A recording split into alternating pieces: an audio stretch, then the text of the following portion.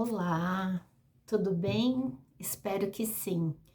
Eu sou Dilene e eu tô lendo o livro de Provérbios desde o dia 14. Eu tô lendo o capítulo 14. Eu comecei a leitura no capítulo 14 e hoje eu vou ler para vocês o capítulo 25. É dia 25 e eu vou ler para vocês o dia 25. Amém? Vamos à leitura então? Vamos lá. Outros provérbios de Salomão. Estes são outros provérbios de Salomão, compilados pelos servos de Ezequias, rei de Judá. A glória de Deus é ocultar certas coisas, tentar descobri-las é a glória dos reis. Assim como o céu é elevado e a terra é profunda, também o coração dos reis é insondável. Quando se retira a escória da prata, nesta se tem material para o ourives. Quando os ímpios são retirados da presença do rei, a justiça firma o seu trono. Não se engrandeça na presença do rei, e não reivindique o lugar entre os homens importantes. É melhor que o rei lhe diga, suba para cá, do que ter que humilhá-lo diante de uma autoridade. O que você viu com os olhos, não leve precipitadamente ao tribunal, pois o que você fará se o seu próximo o desacreditar? Procure resolver sua causa diretamente com o seu próximo e não revele o segredo de outra pessoa. Caso contrário, quem o ouvir poderá recriminá-lo e você jamais perderá sua má reputação. A palavra proferida no tempo certo é como frutas de ouro incrustadas numa escultura de prata. Como brinco de ouro e enfeite de ouro fino é a repreensão dada com sabedoria a quem se dispõe a ouvir. Como o frescor da neve na época da colheita é um mensageiro de confiança para aqueles que o enviam. Ele revigora o ânimo de seus senhores. Como nuvens e vento sem chuva é aquele que se gaba de presentes que não deu. Com muita paciência pode-se convencer a autoridade, e a língua branda quebra até ossos. Se você encontrar mel, coma apenas o suficiente, para que não fique enjoado e vomite. Vou ler novamente o 16. Se você encontrar mel, coma apenas o suficiente, para que não fique enjoado e vomite. Não faça visitas frequentes à casa do seu vizinho, para que ele não se canse de você e passe a odiá-lo. Como um pedaço de pão, uma espada ou uma flecha aguda é o que dá falso testemunho contra o seu próximo. Como dente estragado ou pé deslocado é a confiança no hipócrita na hora da dificuldade. Como tirar a própria roupa num dia de frio ou derramar vinagre numa ferida é cantar com o coração entristecido.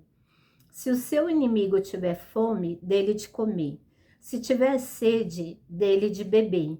Fazendo isso, você amontoará brasas vivas sobre a cabeça dele e o Senhor recompensará você. Como o vento norte traz chuva, assim a língua fingida traz o olhar irado. Melhor é viver num canto sob o telhado do que repartir a casa com uma mulher briguenta. Como água fresca para a garganta sedenta é a boa notícia que chega de uma terra distante. Como fonte contaminada ou nascente poluída, assim é o justo que fraqueja diante do ímpio. Comer mel demais não é bom, nem é honroso buscar a própria honra. Como a cidade com seus muros derrubados, assim é quem não sabe dominar-se. Amém? E essa foi a nossa leitura do capítulo 25 de Provérbios. E o versículo que eu quero falar um pouco sobre ele é o 15, diz assim: Com muita paciência, pode-se convencer a autoridade, e a língua branda quebra até ossos. E na João Ferreira de Almeida, esse mesmo versículo, né, do capítulo 25, o versículo 15, diz assim: pela longanimidade se persuade o príncipe, e a língua branda quebranta os ossos. Vou repetir. Pela longanimidade se persuade o príncipe, e a língua branda quebranta os ossos. Então, teve um dia desses, em um dos vídeos, que eu falei sobre as palavras, né? E nesse vídeo de hoje, eu quero explicar como foi que eu adoeci. E eu acredito que muito se deve ao orgulho e às minhas palavras. E aconteceu assim.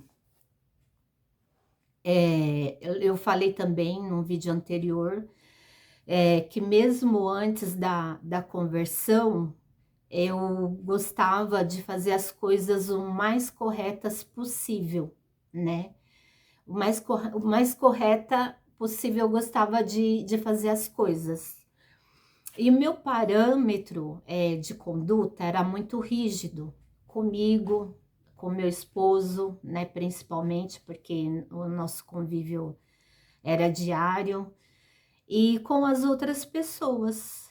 E eu me formei em pedagogia em 94 e resolvi abrir uma escola, até por uma ideia de uma colega de trabalho que me deu essa sugestão.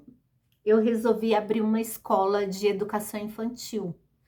Na época ela chamava Recanto Infantil Arco-Íris. E aí eu abri a escola cheia de sonhos, né?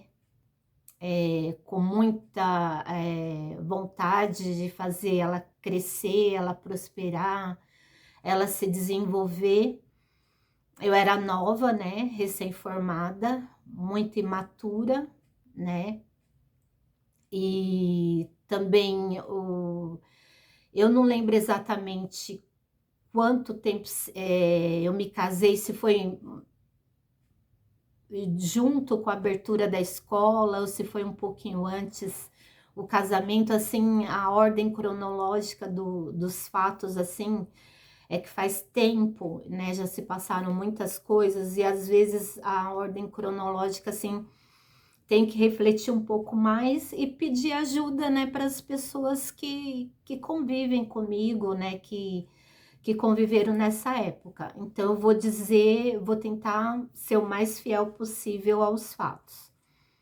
E eu abri a escola, né, contratei pessoas para trabalhar comigo, e como escola pequena, eu tinha que fazer muita coisa, né? É óbvio, eu dava aula, eu atendia os pais, eu trabalhava na limpeza da escola, tinha crianças do período integral, então fazia almoço para as crianças. Então, por ser a proprietária da escola, então é óbvio, assim, por a escola ser pequena, eu me envolvia em várias tarefas. Nem tanto é porque era o que eu queria, mas era o que precisava ser feito.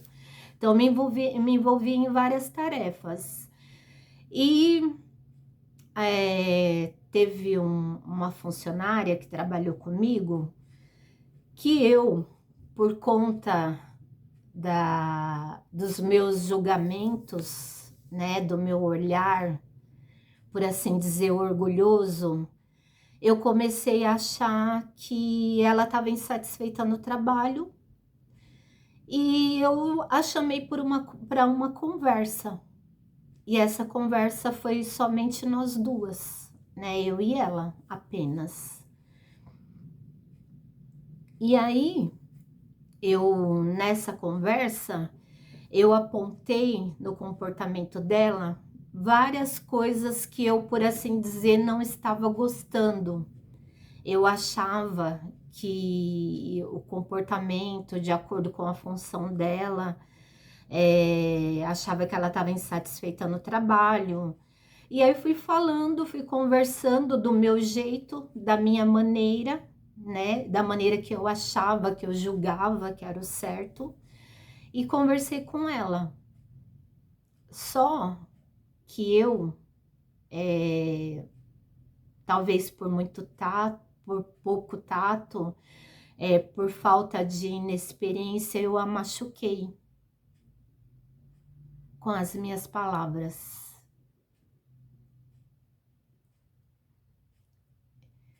E para mim, naquela conversa, eu achei que eu apenas tinha feito a minha parte enquanto proprietária da escola.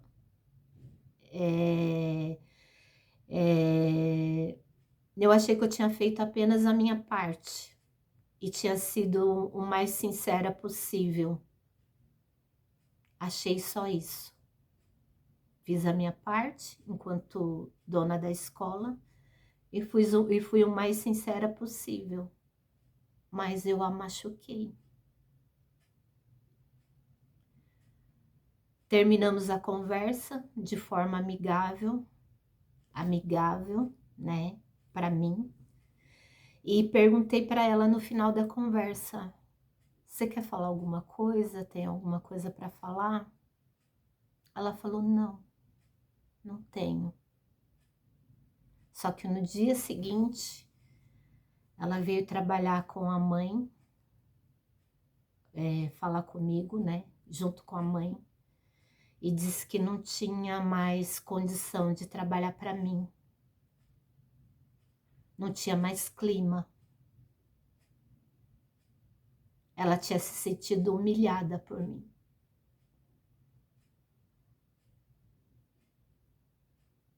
E eu achei que não tinha humilhado. Eu achei que eu apenas tinha sido o mais sincera possível. Achei que eu tinha tido tato ao falar, que eu tinha falado com cuidado. Mas não foi dessa forma que ela recebeu. E a conversa foi apenas entre nós duas. Ela se sentiu humilhada. Eu a humilhei. Minha intenção talvez não fosse essa. Não era. Mas na conversa, no teor da conversa, com as coisas que eu falei, ela se sentiu humilhada. E aí me processou, me colocou na Justiça do Trabalho para receber os direitos, né, que ela tinha, porque ela já trabalhava há algum tempo comigo. E eu, no alto do meu orgulho e da minha soberba, porque eu achei que eu era correta demais. Como não fui compreendida? Eu achei que eu tinha conversado da forma mais clara possível, tinha apenas sido sincera, mas eu a machuquei, eu a humilhei. Embora talvez essa não tenha sido a minha intenção. Ela me processou e a partir do momento que houve esse processo, eu adoeci. Como muitos diziam, talvez muitos dizem, eu pirei na batatinha. Eu surtei. Porque eu falei assim, eu pensei comigo, como eu, tão correta, tentando ser o mais correta possível, super trabalhadora, super responsável. Como ser processada? Não mereço. Eu fui injustiçada. Eu sou injustiçada.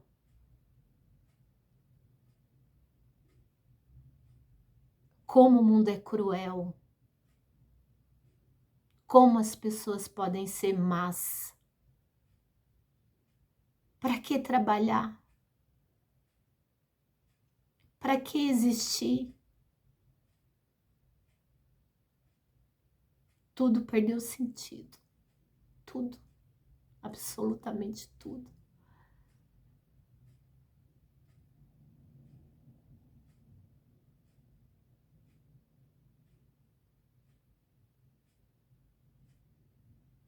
E aconteceu tudo o que aconteceu.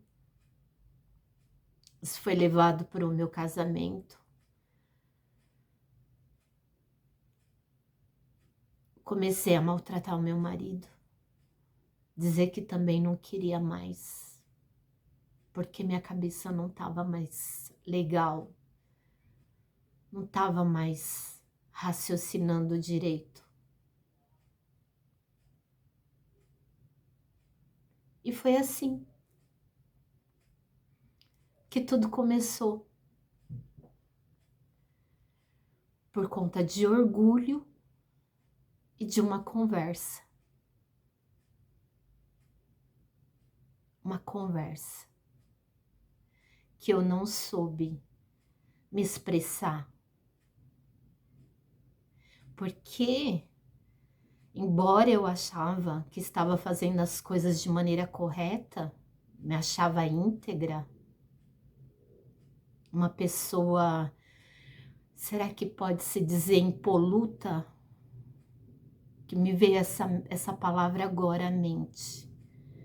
Mas como não pensei nela antes, não fui ao dicionário, não sei exatamente o significado, mas ela me veio à mente agora. Me achava uma pessoa impecável. E aconteceu isso daí. E na conversa, eu maltratei, eu humilhei e achava que estava apenas agindo da forma justa, da forma correta e sendo sincera. E nesse versículo aqui diz: com muita paciência pode-se convencer a autoridade, e a língua branda quebra até ossos.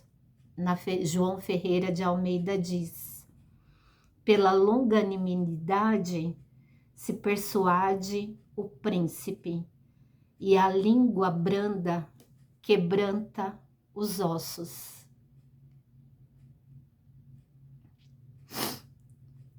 Então, a gente, como eu falei, sem Deus, a gente é perdido. Eu achava que eu cria em Deus, eu achava que eu acreditava em Deus. E como eu já falei em um outro vídeo, era tudo da boca para fora.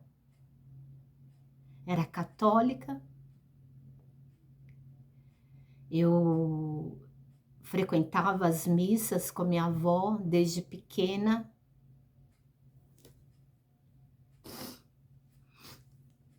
Eu ia às missas.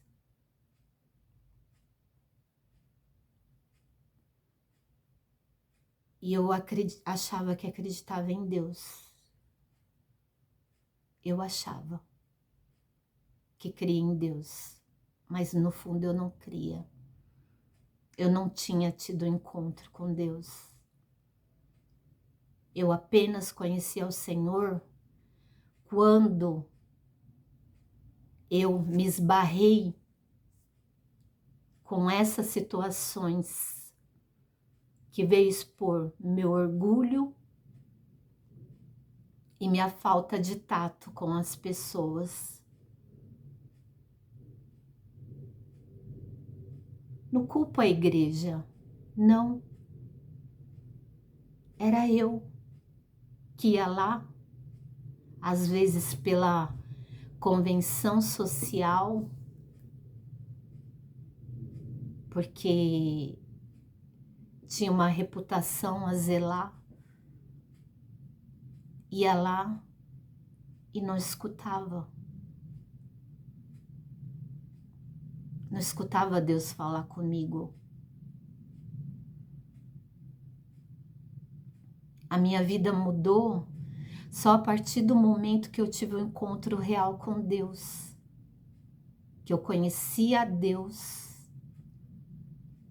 conheci a palavra, conheci Jesus, conheci o Espírito Santo, comecei a me interessar em conhecer a Deus, Jesus e o Espírito Santo, a palavra.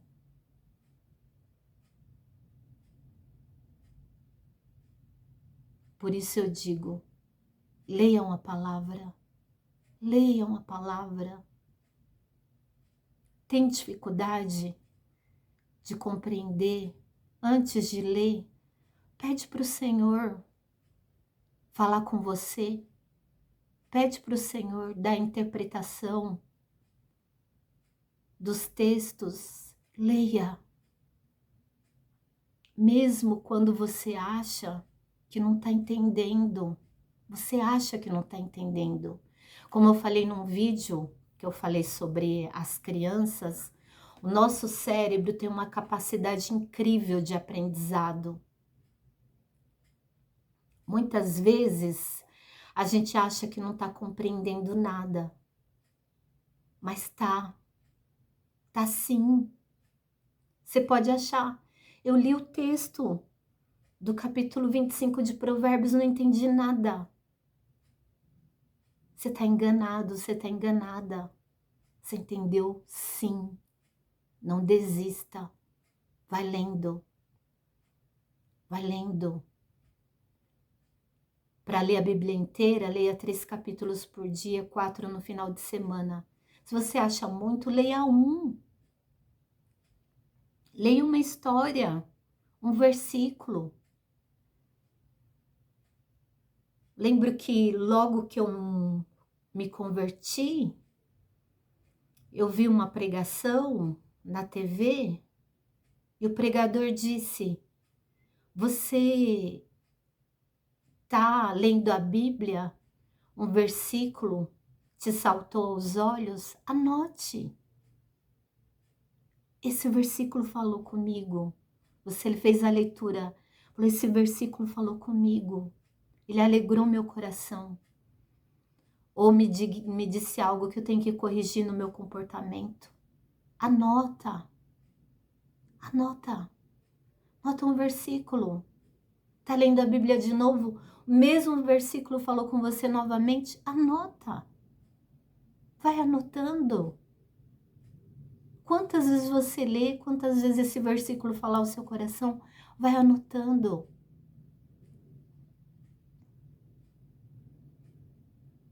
Até que você vai encher um caderninho, vai encher 2, vai encher 3. Não quer jogar fora? Dá para alguém. Anota. Vai à igreja, onde a palavra genuína é pregada. O pastor está pregando. Você está com dificuldade de se concentrar.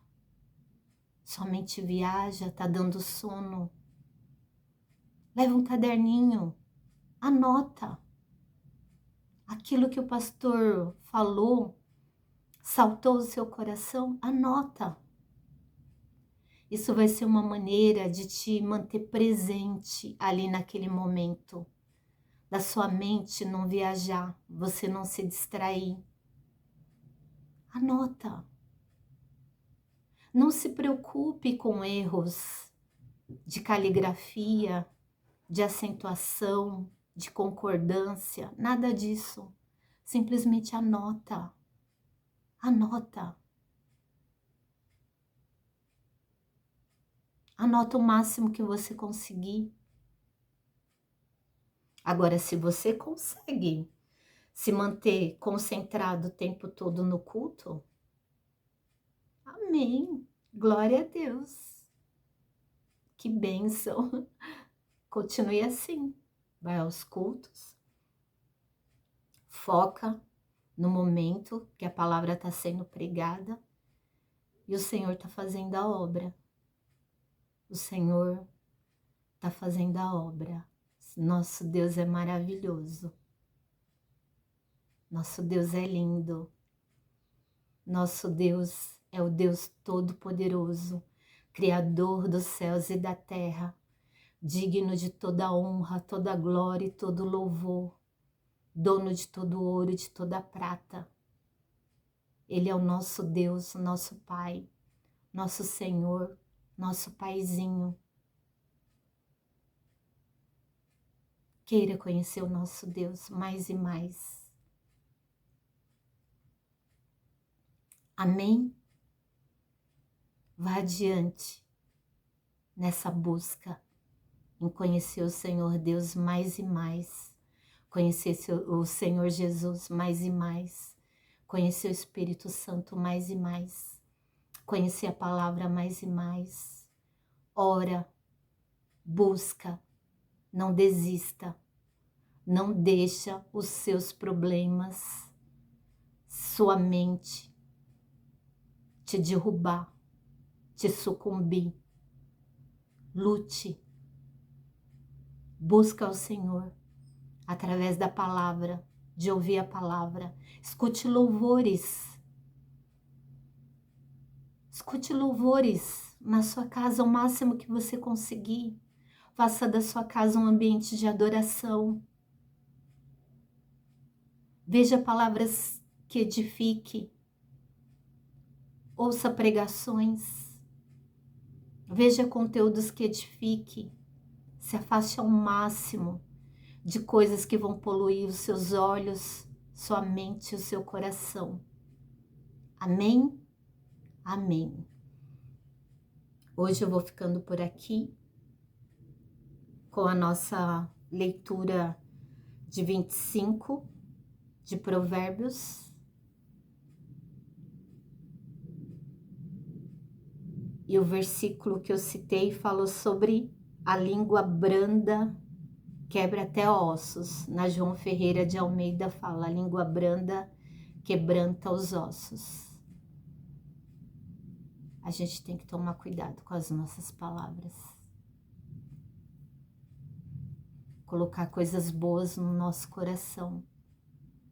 Porque a palavra, a boca fala do que o coração está cheio. Amém? Então, até amanhã, a leitura do capítulo 26 de Provérbios. Até o próximo vídeo. Tchau, tchau. Tchau.